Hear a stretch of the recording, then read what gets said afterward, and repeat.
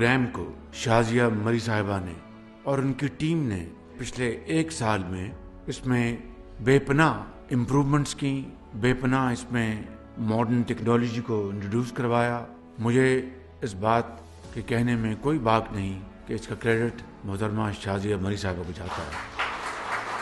इस एक ज़बरदस्त अवामी फलाही मंसूबे का ख्वाब शहीद मोहतरमा बेनज़ीर भुट्टो साहिबा ने देखा। ये उनकी विजन थी, उनका ख्वाब था और इसको फिर अमली जामा 2008 में जनाब सदर आसिफ जरदारी उनकी टीम ने पहुँचाया। लेकिन ये सदका जारिया है, इसका सवाब मोहतरमा को क़यामत तक मिलता रहेगा। बहुत एक तबाहकुन सैलाब आया पिछले साल, तो ये मखलूत हुकूमत के तमाम ज़ुलमा हम हर जगह पहुँचे।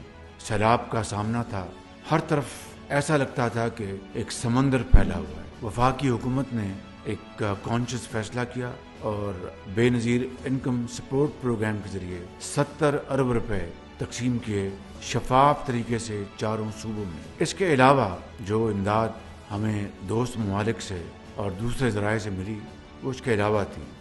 इस तरह सैलाब का जो एक बहुत बड़ा चैलेंज था उसको हमने मीट किया।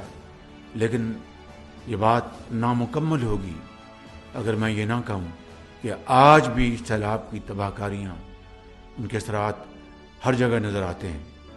अल्लाह ताला करेगा इंशाअल्लाह कि हम ज़रूर इस काबिल होंगे कि इन सैलाब ज़दगान को मज़ीद हम इमदाद पहुँचा सकें। पाकिस्तान जिंदाबाद।